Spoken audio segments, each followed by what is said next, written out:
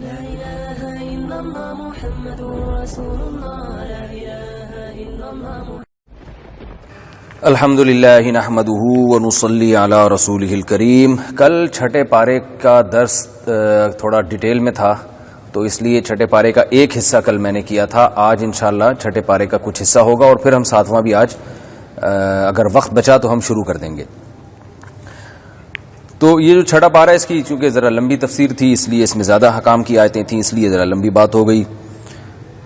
آج میں آپ کے سامنے آیت نمبر 17 سے شروع کروں گا. چھٹے پارے کی سورہ مائدہ کی جو آیت نمبر 17 ہے, لقد کفر الذین قالوا ان اللہ هو المسیح ابن مریم. چونکہ اس میں اہل کتاب سے بہت زیادہ خطاب ہے, اللہ فرماتے ہیں وہ لوگ کافر ہو گئے جنہوں نے کہا کہ مسیح اور اللہ اور مسیح ابن مریم ایک ہی ہیں. یہود و نصارہ میں نا بعض کہتے تھے کہ یہ اللہ اور مسیح ایک ہی ہیں, یہود میں تو نہیں, عیسائیوں میں, اور کچھ ان کو اللہ کا بیٹا کہتے تھے. تو اللہ نے فرمایا من یملک من اللہ شیئا ان اراد ان یہلک المسیح ابن مریم. بتاؤ اللہ اگر مسیح ابن مریم کو ہلاک کرنا چاہے اور ان کی ماں کو اور زمین میں جتنی مخلوق ہے سب کو, تو کون بچا سکتا ہے؟ تو اس سے پتہ چلتا ہے اللہ کے ساتھ الوہیت میں کوئی شریک نہیں ہے. یہود و نصارہ یہ بھی کہتے ہیں کہ ہم اللہ کے بیٹے اس کے محبوب ہیں, ہمیں کچھ بھی نہیں ہوگا, ہم جو ہے نا لاڈلے ہیں اللہ کے. تو اللہ نے فرمایا فَلِمَ يُعَذِّبُكُمْ بِذُنُوبِكُمْ, اگر تم اللہ کے لاڈلے ہو تو اللہ تمہیں گناہوں پہ عذاب کیوں دیتا ہے؟ تو اللہ کا لاڈلا کوئی بھی نہیں ہوتا. بل انتم بشر ممن خلق, جو اللہ نے دیگر مخلوق پیدا کی ہے تم بھی اسی طرح کی ایک بشر ہو, اسی طرح کے بشر ہو. آج بھی مسلمانوں میں یہ بیماری ہے, ہم سید ہیں, ہم فلانی قوم کے ہیں, ہم فلانے بزرگ کے ہیں, تو ہمارے فلانے دادکے جو ہے نا وہ فلاں قوم کے ہیں تو ہماری تو ویسی بخشش ہو جائے گی. تو ایسا کچھ بھی نہیں ہو رہا. تو بخشش کے لیے سب سے پہلے کیا چاہیے؟ عمل چاہیے. وَإِذْ قَالَ مُوسَىٰ لِقَوْمِهِ يَا قَوْمِ اذْكُرُوا نِعْمَةَ اللَّهِ عَلَيْكُمْ إِذْ جَعَلَ فِيكُمْ أَنْبِيَاءَ وَجَعَلَكُمْ مُلُوكًا. حضرت موسیٰ علیہ السلام نے اپنی قوم کو بتایا کہ اللہ نے تم پر اتنے انعامات کیے ہیں. اب دیکھیں اللہ نے فرعون کو بھی غرق کر دیا اور اللہ تعالیٰ نے بہت سارے جو ہے وہ تم پر احسانات کیے, سارے کام اللہ نے ہی کر دیے. تو اب خود بھی کچھ کرو. تو وہ جو ارض مقدس ہے نا فلسطین کی, جہاں سے تمہارے باپ دادا کو نکالا گیا تھا, اب تم جہاد کر کے اس جگہ پہ خود قبضہ, اب تمہیں لڑنا ہے. اب تمہارے اندر اتنی طاقت آ گئی ہے, اب ساری مدد آسمان سے نہیں آئے گی, اب خود کرنا پڑے گا.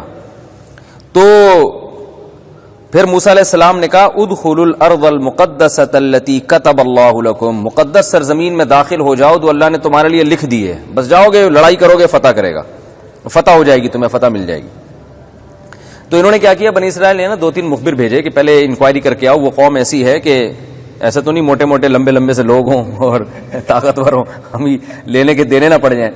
تو 2-3 جو ہے انہوں نے مخبر بھیجے, انہوں نے آ کے بتایا بھائی وہ تو بڑے لمبے تڑنگے لوگ ہیں اور طاقتور لوگ ہیں, تو یہ اتنا آسان نہیں ہے جتنا آپ سمجھ رہے ہیں. اب یہ نہیں دیکھ رہے بھائی پیغمبر نے جو کچھ کہا وہ تو وہی کے ذریعے کہا نا. پیغمبر کہہ رہے ہیں تم جاؤ گے فتح ہو جائے گی, ہاں گارنٹی دے رہے ہیں, لیکن نہیں, کیونکہ غلام رہے نا اتنا عرصہ, جو اتنا عرصہ جیسے ہم لوگ بھی انگریزوں کے غلام رہے نا بہت عرصہ, تو اب ہماری سوچ اوپر جاتی نہیں ہے. ہر بری چیز بھی گوروں کی لے رہے ہیں. ہم یہ سمجھتے ہیں وہ برے ہو کے بھی ہم سے اچھے, بہت سی چیزوں میں برے ہو کے بھی ہم سے اچھے ہیں. تو بس ایک جب انسان غلام بنتا ہے تو بس غلام کی پھر اپنی وہ نہیں ہوتی. اب دیکھو میں لوگوں سے کہتا ہوں اردو کتنی خوبصورت زبان ہے اور دنیا کی بہت بڑی زبانوں میں سے ایک زبان ہے یہ. دنیا کی 2-3 جو بڑی زبانیں ہیں نا ان میں اردو آتی ہے. عربی, انگلش, اردو, چائنیز, یہ بڑی زبانیں ہیں. اردو میں ہندی کو بھی شامل کیا جائے, ہندی اردو الگ الگ نہیں ہے. لکھنے میں تو خام خام زبردستی تکلف کر کے الگ بنا دیا نا, زبردستی. تو اصل میں ایک ہی زبان ہے ہندی اور اردو. تو کیا ہے کہ ان کو بلا وجہ 2 ٹکڑوں میں توڑ دیا کہ ہندو کے لیے ہندی ہے اور مسلمانوں کے لیے اردو ہے, اور اس کے رسم الخط کو چینج کر دیا اور نام الگ الگ, زبردستی یہ کام کیا ہے.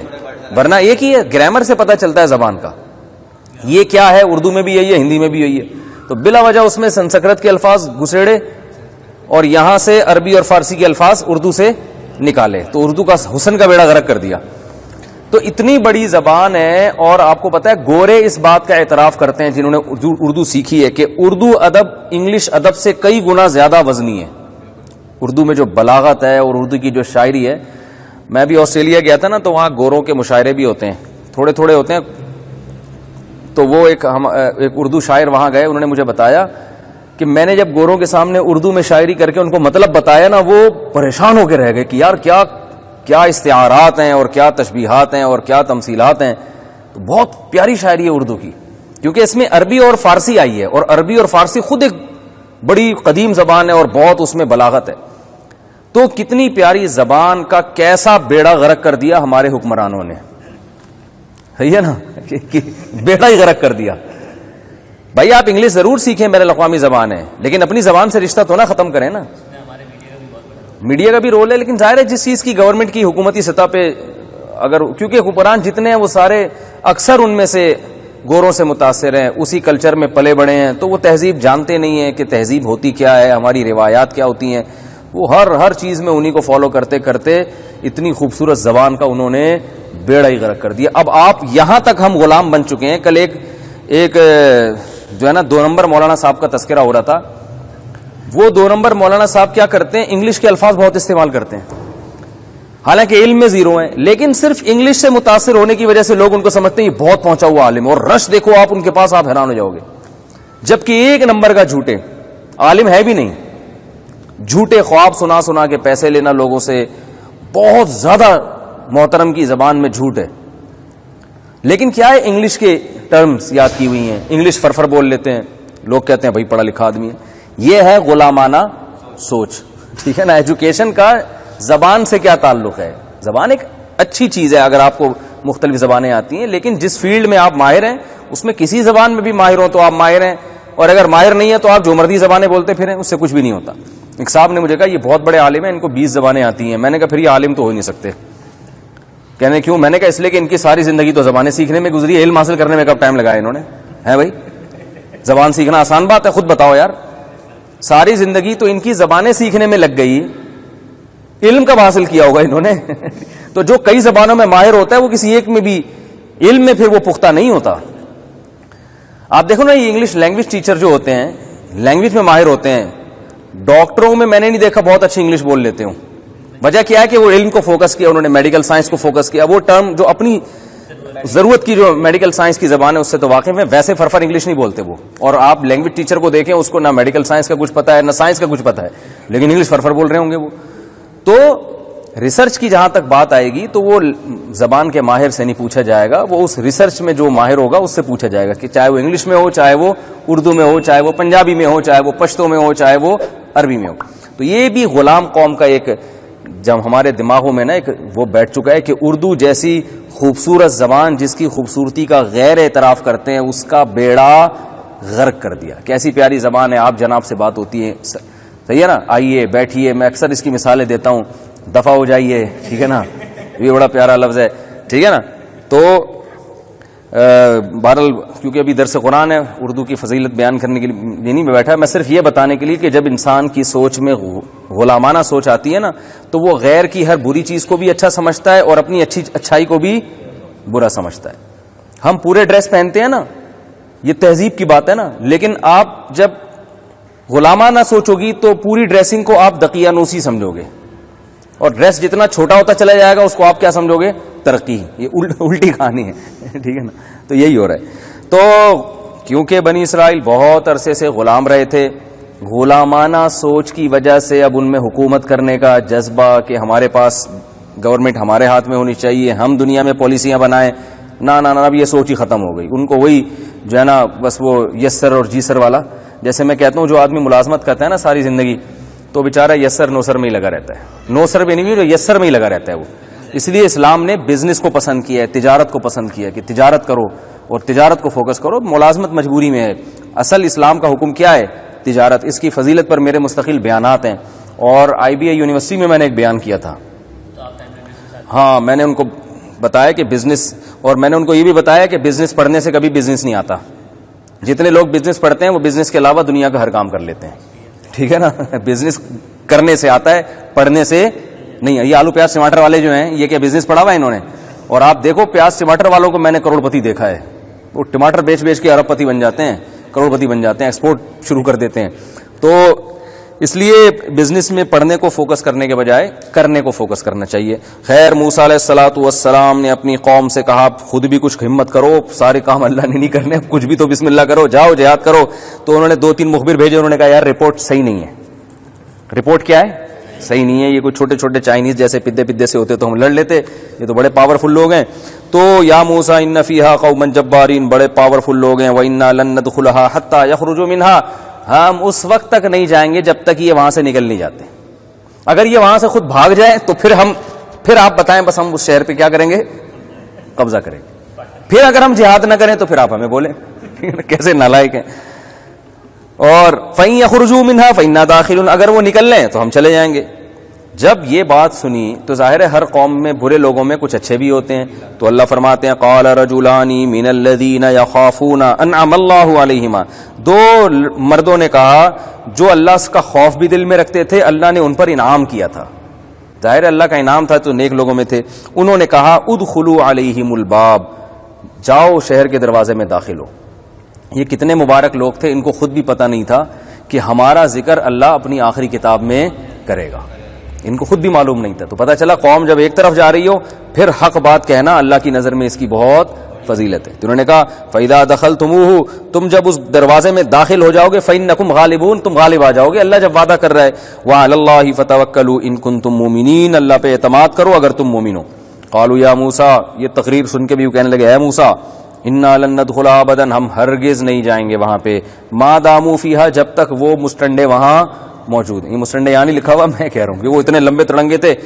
جب تک وہ وہاں موجود ہیں ہم وہاں داخل نہیں ہوں گے. فَاذْهَبْ أَنْتَ وَرَبُّكَ, آپ جائیں آپ کا رب جائیں, فَقَاتِلَا, دونوں مل کے لڑیں. کیسے نالائق, دیکھو پیغمبروں کو کیسا ستا رہے ہیں اپنے. اور اللہ موسیٰ علیہ السلام کا ظرف تھا, فَقَاتِلَا, آپ دونوں لڑیں, إِنَّا هَاهُنَا قَاعِدُونَ, ہم یہیں بیٹھے ہوئے ہیں. موسیٰ علیہ السلام نے کہا اب تو حد ہو گئی, بچڑے کو انہوں نے معبود بنا لیا. میں تورات لینے گیا ہوں تو پیچھے بچڑے کی عبادت شروع کر دی, اور گائے ذبح کرنے کا کہہ رہا ہوں تو اس میں لیت و لال سے کام لے رہے ہیں. ہر چیز میں یہ جو ہے نا مسائل کھڑے کرتے ہیں. تو اب تو بس انتہا ہو گئی. اب موسیٰ علیہ السلام نے ایک قسم کی گویا بددعائی کی ان کے لیے. ربی انی لا املک الا نفسی واخی, اللہ میں اپنا اور اپنے بھائی کا مالک ہوں, ہم دونوں تیرے حکم کی نافرمانی کریں تو ہم سے پوچھ. یہ قوم جو ہے نا لائق میں اس کے عمل کا مکلف نہیں ہوں. ففرق بیننا وبین القوم الفاسقین, میرے اور اس قوم کو ایک دوسرے سے جدا کر دے, مجھے یہ قوم ہی نہیں چاہیے. وہی ہوا. اللہ نے فرمایا فَإِنَّهَا مُحَرَّمَةٌ عَلَيْهِمْ 40 سَنَةً, اللہ نے ارادہ کر لیا اب میں موسیٰ علیہ السلام کو موت دے دیتا ہوں, موسیٰ علیہ السلام کو وفات دیتا ہوں, ان کے بھائی ہارون کو بھی, اور ان کو سزا یہ ملے گی إِنَّهَا مُحَرَّمَةٌ عَلَيْهِمْ 40 سَنَةً, 40 سال تک اب یہ اس مقدس سرزمین میں داخل نہیں ہو سکتے, اور 40 سال اسی میدان میں ہی پڑے رہیں گے, اور یہیں شہر ان کو نصیب نہیں ہوگا. یہ مقدس زمین بیت المقدس فلسطین. اصل میں یعقوب علیہ السلام وہاں سے ہجرت کر کے مصر گئے تھے نا, تو بنی اسرائیل کو لے گئے تھے. یوسف علیہ السلام کی جب بادشاہت ہوئی تو یہ وہیں رہ گئے تھے. پھر یوسف علیہ السلام کی بادشاہت ختم ہوئی تو ظالم بادشاہوں نے کی حکومت آ گئی, اور ہوتے ہوتے بالآخر فرعون کی حکومت آ گئی. تو اب اللہ کہہ رہے ہیں واپس زمین میں جاؤ. فرمایا یتیہون فی الارض, یہ زمین میں اسی طرح حیران گھومتے رہیں گے. فلا تأس علی القوم الفاسقین, فاسق قوم پر آپ اب افسوس نہ کریں. تو اسی بس میدان میں حضرت موسیٰ علیہ السلام کا انتقال ہوا, حضرت ہارون کا بھی, اور پھر اللہ نے ایک نئے نبی بھیجے. پھر ان نئے نبی کی قیادت میں انہوں نے دوبارہ بیت المقدس پہ حملہ کیا 40 سال کے بعد. لیکن اب ان کو خیال ہوا بھائی اگر ابھی ہم نے انکار کیا تو 48 سال مزید اس میں پڑے رہیں گے. اللہ نے آدم علیہ السلام کے 2 بیٹوں کا بھی یہاں بڑا دلچسپ واقعہ بیان کیا. وَاتْلُ عَلَيْهِمْ نَبَأَ بَنِي آدَمَ بِالْحَقِّ, فرمایا آدم کے 2 بیٹوں کا بھی تذکرہ کیجئے حق کے ساتھ, ٹھیک طور پر. آدم علیہ السلام کے بہت سارے بیٹے تھے, ان میں ایک بیٹے کا نام قابیل اور ایک کا نام حابیل. قابیل قاتل تھا, قاف لگا ہوا ہے نا, اس سے یاد رہے گا, ورنہ یاد نہیں رہتا. قتل حابیل نے کیا تھا کہ قابیل نے.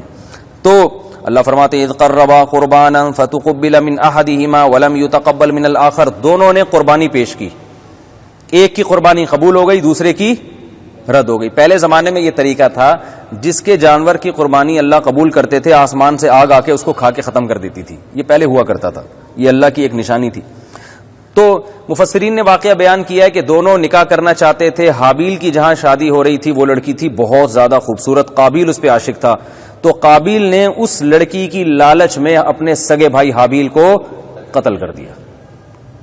اسی لیے علماء نے کہا ہے کہ یہ جو قرآن میں آتا ہے نا زُيِّنَ لِلنَّاسِ حُبُّ الشَّهَوَاتِ مِنَ النِّسَاءِ سورہ آل عمران میں، کہ ہم نے انسانوں کے لیے سب سے محبوب چیز عورت کو بنایا ہے، والبنین اس کے بعد اولاد کو، پھر والقناطیر المقنطرہ اس کے بعد دولت کو. تو سب سے زیادہ جو فتنے کی بھی چیز ہے نا، کیونکہ انسان کی طبیعت سب سے زیادہ کس کی طرف مائل ہوتی ہے؟ عورت کی طرف. یہاں کے بڑے بڑے لوگ ڈھیر ہو جاتے ہیں. تو اس لیے یہ سب سے بڑی نعمت بھی ہے اور سب سے بڑا فتنہ بھی ہے. اگر حدود اور شرائط کے اندر ہو، آپ تمیز سے نکاح کا پیغام بھیجیں، قبول ہو جائے ٹھیک ہے، نہیں ہو جائے تو پتلی گلی سے نکل لیں. یہاں تک معاملہ ہے تو ٹھیک ہے، نکاح ہو جائے تو بہت اچھی بات، نور علی نور، اس کی برکتیں حاصل ہوتی ہیں، زندگی سکون میں آ جاتی ہے. اور نبی صلی اللہ علیہ وسلم نے فرمایا لن تری للمتحابین مثل النکاح، محبت کرنے والوں میں نکاح سے بہتر کوئی چیز نہیں ہے. اولاد ملتی ہے، زندگی سکون میں آ جاتی ہے. لیکن ام للانسان ما تمنا، دوسری طرف اللہ نے بھی فرمایا ہر وہ چیز جس کی تم تمنا کرو گے وہ تمہیں ملے گی نہیں، کیونکہ یہ دنیا ہے، یہ جنت نہیں. تو اب یہ نہیں کہ آپ کو جہاں بھی عشق ہو گیا تو اب آپ کو مجھے تو ملنی ہے، یہ ایسا نہیں ہوتا بھائی. یہ دنیا ہے، یہ جنت نہیں ہے. کچھ چیزیں مل جائیں گی، کچھ نہیں ملیں گی، کچھ صبر کرنا پڑے گا. تو نیک لوگ کیا کرتے ہیں؟ سب سے پہلے نظر کی حفاظت کرتے ہیں تاکہ عشق معاشقے کی نوبت ہی نہ آئے. عشق معاشقے کی نوبت آئے گی پھر پتہ نہیں وہ ملے نہ ملے، کیونکہ لوگ کہتے ہیں نا دل کا تو کوئی کنٹرول تو ہے نہیں، وہ کسی پہ بھی لٹو ہو سکتا ہے. آپ کی دکان پکوڑوں کی ہے، لٹو ہو گیا ایسی لڑکی پہ جس کے ابا کی کاروبار کروڑوں کا، تو آپ لٹو ہو، وہ تھوڑی لٹو ہوں گے آپ کے اوپر ٹھیک ہے نا، وہ تھوڑی لٹو ہوں گے، ان کو آپ پسند نہیں آ رہے. تو نظر کی جو حفاظت کرتا ہے اس کے دل کیا رہتا ہے؟ پاکیزہ. وہ اس قسم کی آزمائشوں میں نہیں پڑتا. اور جو نظر کی حفاظت نہیں کرتا وہ ڈپریشن کا مریض بنتا ہے، وہ پاگل ہو جاتا ہے. جیسے ہو رہے ہیں، خودکشیاں ہو رہی ہیں، لڑکیاں بھی اور لڑکے بھی. تو عورت بہت بڑا فتنہ ہے. نبی صلی اللہ علیہ وسلم فرمایا، صحیح بخاری کی حدیث ہے، ما ترکت بعدی فتنۃ اضر علی الرجال من النساء، میں نے اپنے بعد مردوں کے لیے عورت سے بڑا کوئی فتنہ نہیں چھوڑا ہے. یہاں کے بڑے بڑے لوگ پھسل جاتے ہیں. تو عافیت میں وہی رہتا ہے جو ریزرو رہ کے زندگی گزارے. بھائی لڑکیوں سے فری ہونے کی چندہ ضرورت نہیں ہے، ٹھیک ہے نا. نکاح ہوگا اپنی بیوی سے محبت کرو، اور اگر مزید نکاح کرنا چاہتے ہو تو عدل کی شرط کے ساتھ اللہ نے مزید نکاح کی اجازت دی ہے. تو لیکن ناجائز کی طرف جانا اس سے وہی ہوگا جو قابیل اور حابیل کے درمیان ہوا. تو کیا ہوا کہ اپنے سگے بھائی کو قتل کر دیا، جو پیغمبر کا بیٹا حابیل، اور قتل کرنے سے پہلے اس کو دھمکی بھی دی کہ کیا کہا کہ پھر کیونکہ اس میں حابیل حق پر تھا، قابیل غلطی پر تھا، تو دونوں نے قربانی پیش کی، تو حابیل کی قربانی قبول ہو گئی، قابیل کی رد. اس سے اور جیلیسی میں آ گیا، غضبناک ہو گیا، میری تو بے عزتی ہو گئی. تو حسد میں آ کے بجائے اپنی غلطی تسلیم کرے کہ بھائی اس کا حق ہے، میرا رائٹ نہیں ہے، تو میں صبر کروں، اللہ تعالیٰ میرے لیے کوئی اور انتظام کر دے گا. اور یہ دنیا ویسے ہی مسافر خانہ ہے، یہاں آپ کو اگر خوبصورت بیوی مل گئی تو بھی مرمرا کے ختم ہی ہو جائے گی، نہیں ملی تو بھی کیا ہونا ہے. تو لیلا مجنون آج کل ہیں مارکیٹ میں، کہیں نظر آتے ہیں؟ بتاؤ بھائی، بڑے قصے تھے عشق کے، اور یہ تھے، اور چاند سے ستارے، وہ اپنے کہیں لیلا کہیں قبر میں ہڈیاں کیڑوں نے کھا کے ختم کر دی ہوں گی، اور مجنون صاحب مارکیٹ سے وہ بھی کیا ہے آج کل طویل صدیاں ہو گئی مارکیٹ سے شارٹ چل رہے ہیں. صرف ان کی شاعری چل رہی ہے، مجنون مارکیٹ میں کیا ہے حقیقت ہے. وہ اپنی قبر میں بڈھی ہو کے مرا کے ختم، اور یہ اپنی قبر میں بڈھے ہو کے. ان کی شادی ہوئی ہو یا نہیں ہوئی ہو، نہیں ہوئی ہوتی تو بھی انجام ہوتا، ہو چکی ہوتی تو بھی انجام ہوتا.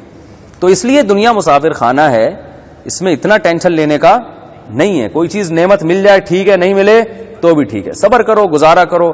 بڑے بڑے لوگ ہم نے دیکھے ہیں، ان کو ان کے مطلب کی بیویاں نہیں ملی، لیکن انہوں نے کہا یار بس جو شادی ہو گئی وہ گزارا چلاؤ یار، یہ آخرت ہے، اصل تو ہورے مل جائیں گی، کوشش کرے اچھی سے اچھی ملے. نہیں ملے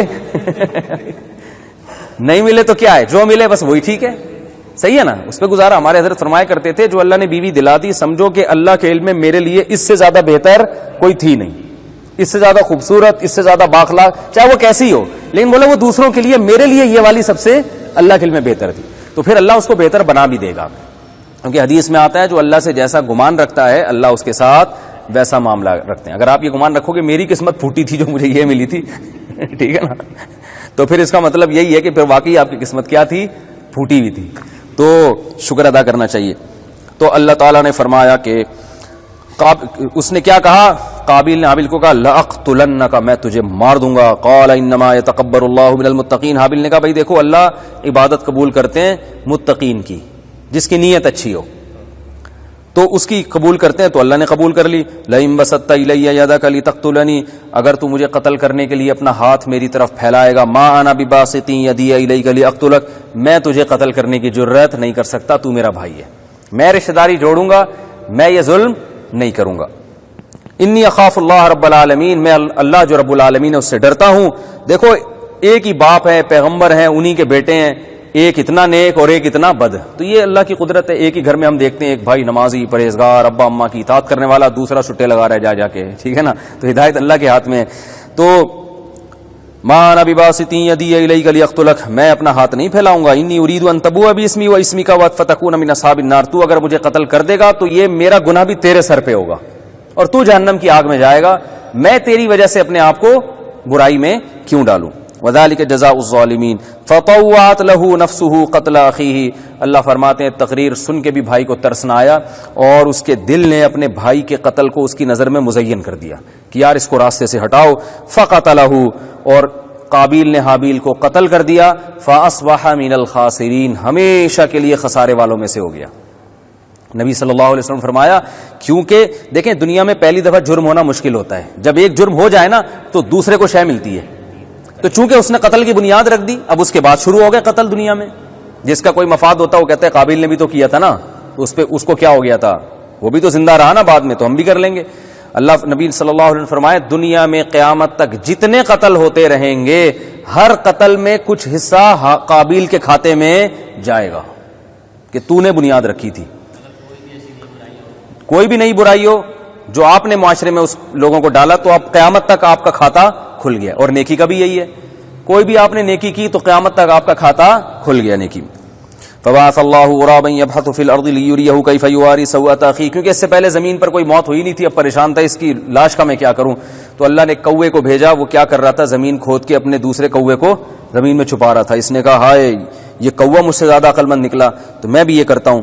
تو اس نے کیا کیا، اس کو بھی دفن کر دیا اپنے بھائی کو. اللہ فرماتے ہیں من اجل ذالک، اس کے جو فساد جو رونما ہوئے نا معاشرے میں بھائی کے بھائی کو قتل کرنے کے، کتبنا علی بنی اسرائیل، ہم نے قانون لکھ دیا بنی اسرائیل پر، من قتل نفسا بغیر نفس او فساد فی الارض، کسی نے کسی انسان کو قتل کیا ناحق، یعنی قاتل کو قتل کیا پھر تو ٹھیک ہے، جس نے کسی کو پہلے سے قتل کیا اور بدلے میں کیا تو ٹھیک ہے، لیکن ناحق کسی نے قتل کیا تو پھر اللہ فرماتے ہیں فکانما قتل الناس جميعا، اللہ کو ایسا غضب آئے گا کہ جیسے اس نے تمام انسانوں کو قتل کر دیا. ایک انسان کا قتل کرنا انسانیت کے قتل کے برابر. ومن احیاها، اور ایک انسان کو زندگی دینا، فکانما احیا الناس جميعا، گویا سارے انسانوں کو اس نے زندگی دے دی. تو اللہ کی نظر میں یہ عمل اتنا مبارک ہے. آج کل کورونا وائرس میں ہمارے ڈاکٹر حضرات اپنی جان ہتھیلی پر رکھ کر لڑ رہے ہیں اور مریضوں کی زندگی بچا رہے ہیں، تو وہ بھی اس آیت کا مصداق ہے. تو ایک انسان کی بھی اگر آپ زندگی بچا لیں، میں کہتا ہوں ڈاکٹر اگر اپنی نیت درست کر لے تو ڈاکٹر کو جنت میں جانا بہت آسان ہے، ٹھیک ہے نا. لیکن شاید ڈاکٹروں کے بارے میں جو آخرت میں رپورٹیں ہوں گی وہ حالات دیکھ کے لگتا ہے اتنی اچھی نہیں لگنی، نیتیں درست نہیں ہوتی.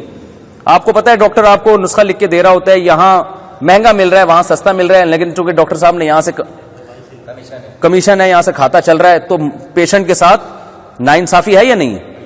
تو یہ جو ڈاکٹر اس طرح کی حرکتیں کر رہے ہیں، کمپنیاں آپ کو لا کے کہہ رہی ہیں کہ آپ یہ دوا جو ہے نا سجیسٹ کیا کریں اور ہم سوئٹزرلینڈ کا ویزا بھی ملے گا آپ کو، یہ بھی ملے گا. ڈاکٹر خام خواہ میں سستی دوا چھوڑ کر وہ والی دوائیں لکھ رہے ہوتے ہیں بلا وجہ. بعض دفعہ سارے ڈاکٹر ایسا نہیں کرتے، جو میرا بیان سن رہے ہیں وہ نہیں کرتے ایسا، اس کے علاوہ کی بات کر رہا ہوں. تو جو ہے نا وہ کیا کرتے ہیں، وہ ٹیسٹ نہیں ہے تو خام خواہ میں لکھ کے دے دیا.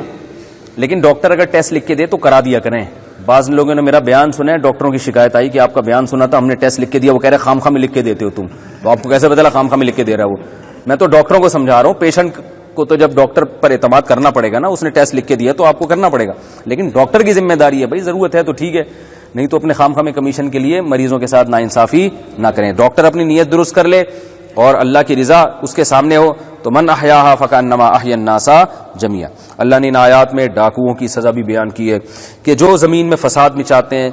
تمام مفسرین کے نزدیک اس سے مراد ڈاکو لوگ ہیں, تو ان کی سزا ہے یقتلوا او یصلبوا, ان کو قتل کیا جائے, ان کو سولی پہ لٹکایا جائے, ان کے دائیں اور بائیں, دایاں ہاتھ اور بایاں پاؤں کاٹا جائے.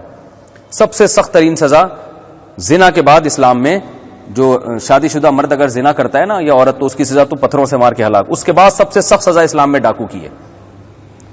سب سے زیادہ سخت سزا ہے شادی شدہ مرد یا عورت زنا کرے. اس کے بعد سب سے سخت سزا ہے ڈکیتی کی, کہ جو دن دہاڑے یا کھلے عام اسلحہ لے کے لوگوں کو لوٹتے ہیں, تو اس کا بارے میں حکم یہ ہے کہ ان کو چوک پہ لٹکا دو, ہاتھ اور پاؤں کاٹ کے, اور سولی پہ بھی لٹکا دو ان کو. سولی کا مطلب ان کے سینے پہ خنجر مار کے گھمایا جائے گا, یعنی اذیت ناک موت ان کو دی جائے گی.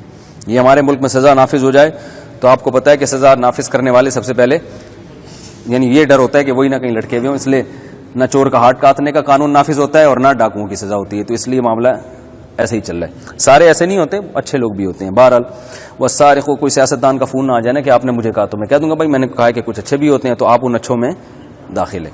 اللہ نے فرمایا والسارق والسارقۃ فاقطعوا ایدیہما جزاء بما کسبا نکالا من اللہ, چوری کرنے والا مرد اور چوری کرنے والی عورت کے بھی کا ہاتھ کاٹ ڈالو.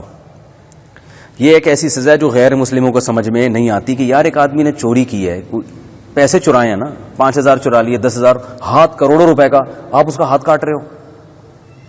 تو یہ ان کی سمجھ میں نہیں آتا. تو اللہ کا قانون ہے, سمجھ میں آئے نہ آئے فالو کرنا. یہ ہاتھ بنایا کس نے بھائی؟ اللہ نے بنایا. تو دیکھیں کچھ حکمتیں ایسی ہوتی ہیں جو اول نظر میں سمجھ میں نہیں آتی. چوری کرنے والے کے اس جرم کو دیکھا جا رہا ہوتا ہے, اس نے 20,000 روپے چرائے اور ہاتھ کروڑوں کا کٹ رہا ہے. اللہ یہ دیکھتے ہیں کہ جو 20,000 چرا رہا ہے نا, چوری ایک ایسی چیز ہے انتہائی سہولت کے ساتھ آپ کو بہت کچھ حاصل ہو جاتا ہے, اور جس گناہ میں سہولت کے ساتھ چسکے بہت زیادہ ہوں وہ گناہ آسانی سے چھوٹتا نہیں ہے. وہ گناہ اتنی آسانی سے نہیں چھوٹتا, اس میں انسان توبہ کر کے پھر دوبارہ کرتا ہے, کیونکہ سہولت بہت ہے اور پروفٹ. بھیک مانگنے والا سارا دن بیٹھ کے گھماتا رہے گا, دے دو دے دو, کیا 50 روپے 100 روپے ملیں گے اس کو. چوری کرنے والا کیا کرتا ہے, آپ کی پینٹ میں ہاتھ ڈالا, نکالا اپنی پینٹ میں, گھر جا کے بس گننے کی ٹینشن ہے کہ کتنے آئے, چھکا کتنے کا لگا, اتنے کا لگا, پھر باہر نکلا. کیونکہ چوری کے مواقع انسان کے پاس اتنے زیادہ ہوتے ہیں کہ اس کو 100% کنٹرول کرنا ممکن نہیں ہے. تو اس لیے اسلام نے حکم دیا. دیکھیں ہم ظاہر کے مکلف ہیں نا, 100 میں ایسے لوگ بھی ہوتے ہیں جو پکی توبہ کر لیں, لیکن اسلام نے کیا کہ قانون اکثریت کو دیکھ کے بنایا جاتا ہے, 2-4 کو دیکھ کے نہیں بنایا جاتا. تو اللہ نے حکم دیا کہ بھائی یہ جس نے یہ کام کیا ہے نا, گواہوں سے ثابت ہو جائے تو اس کا ہاتھ کیا کر دو, کاٹ دو.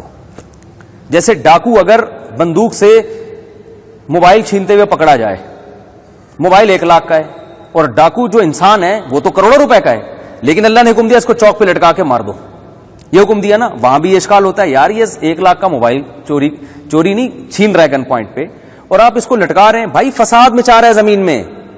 یہ تو 1 لاکھ کا 1 کروڑ کا بھی ہو سکتا تھا, اور وہ جان جو ہے 1 لاکھ 10 ہزار کی خاطر جو پتہ نہیں کتنے بندوں کو مار چکا ہوگا اور آئندہ کتنوں کو مارے گا. تو آپ یہ نہیں دیکھیں کہ کتنی ویلیو کی چیز خرید رہا ہے, یہ دیکھیں زمین میں اس کی وجہ سے فساد کتنا ہو رہا ہے, اس لیے اس کو مارو, قتل کرو اس کو. آپ نہ کریں, گورنمنٹ کرے گی. تو اس لیے حکومت ہے, اور حکومت کو یہاں معاف کرنے کی اجازت نہیں رکھی اسلام نے, کیونکہ یہ حد ہے, یہ اللہ کا قانون ہے. گورنمنٹ اس ڈاکو کو معاف نہیں کر سکتی. اسلام میں جائز نہیں ہے کہ آپ معاف کر دیں.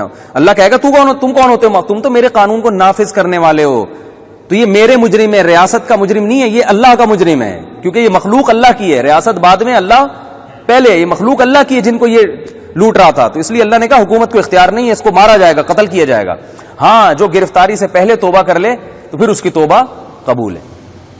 تو اسی طرح چور کے بارے میں بھی اللہ چونکہ زیادہ جانتے ہیں انسانوں کے حالات کو, چور بڑے آرام سے لوگوں کے لاکھوں روپے کا نقصان کرتا ہے, اور خفیہ طریقے سے چوری کرتا ہے, پتہ بھی نہیں چلتا کہ کس نے کیا ہے. رقمیں ضائع ہو رہی ہیں, آج یہاں سے, آج وہاں سے, آج وہاں سے. اللہ نے کہا اس کمبخت کا ہاتھ کاٹو.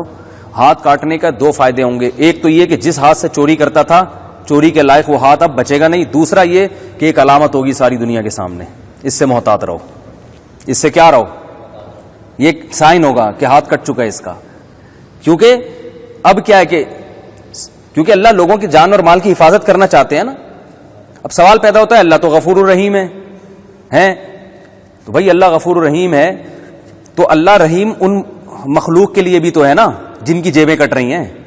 ان پر رحمت کا تقاضا یہ ہے کہ اس کمبخت کا ہاتھ کٹے, ٹھیک ہے نا, تاکہ ان کی جان اور مال محفوظ ہو. اس پر رحمت کا تقاضا یہ ہے کہ اگر تم توبہ کر لیتے ہو آخرت میں کوئی مواخذہ نہیں ہوگا. تو آخرت میں اللہ نہیں پکڑے گا اس کو اگر یہ توبہ کر لیتا ہے, لیکن دنیا میں ہاتھ کٹے گا. بھائی سمجھ میں آ رہی ہے بات, کیونکہ دنیا پہ دنیا کے قانون نافذ. دنیا میں ہم نہیں دیکھ سکتے کہ یہ دل سے توبہ کی ہے یا اوپر اوپر سے توبہ کی ہے, اور اگر دل سے کی ہے تو یہ توبہ پر قائم رہے گا کہ بھی نہیں رہے گا. مجھے ایک صاحب نے کہا کہ ہمارے ایک ملازم ہے 3-4 دفعہ چوری کرتے ہوئے پکڑا گیا ہے. جب بھی پکڑا جاتا ہے کہہ رہا ہے میں سچی توبہ میں نے کر لی ہے, اور وہ پھر مجھے قرآن کی آیتیں بھی سناتا ہے جو سچی توبہ کر لیتے ہیں اللہ ان کے گناہ معاف کر دیتا ہے. میں نے کہا بے شک اللہ گناہ معاف کرتا ہے, لیکن سچی کی ہے یا نہیں کی ہے یہ اللہ کو پتا ہے, آپ کو نہیں پتا. دوسری بات, سچی کی بھی ہو تو اس توبہ پر قائم رہے گا کہ نہیں رہے گا یہ بھی اللہ کو پتا ہے, آپ کو نہیں پتا. تو آپ اس سے کہیں یا تو اللہ کی طرف سے کوئی پرچہ لا کے مجھے دکھا دو کہ جب تم نے توبہ کی تھی تو واقعی سچی مچی کی تھی, تو اللہ کی طرف سے اگر کوئی ایسی وہ تحریر مل جاتی ہے تو میں معاف کر دوں گا, اور نہیں ملتی تو آپ جاب سے کک آؤٹ, پتلی گلی سے یہاں سے کیا کرو, نکلو. یہ ایک کمپنی ہے, یہ فری پھوکڑ کے یہاں چیزیں نہیں پڑی ہوئی کہ جو جائے جو چیز اٹھا کے اپنے ماموں کے گھر لے جائے. لیپ ٹاپ ماموں کے گھر جا رہا ہے اور وہ چاچو کے گھر جا رہا ہے, اور جناب وہ موبائل پھپھو کے گھر لے گئے تھے اور باس کا جو ہے وہ پیسے پڑے ہوئے تھے تو وہ اٹھا کے صدقے میں ڈالتے, پتہ نہیں کیا کیا چل رہا ہوتا ہے نا. تو اس لیے اسلام نے لوگوں کے جان اور مال کی حفاظت کے لیے قانون بنایا کہ بھائی ڈاکو پکڑا جائے اڑا دو, کوئی پتھر سے نہ مارے میرے دیوانے کو, بم کا زمانہ ہے اڑا دو سالے کو. ٹھیک ہے نا.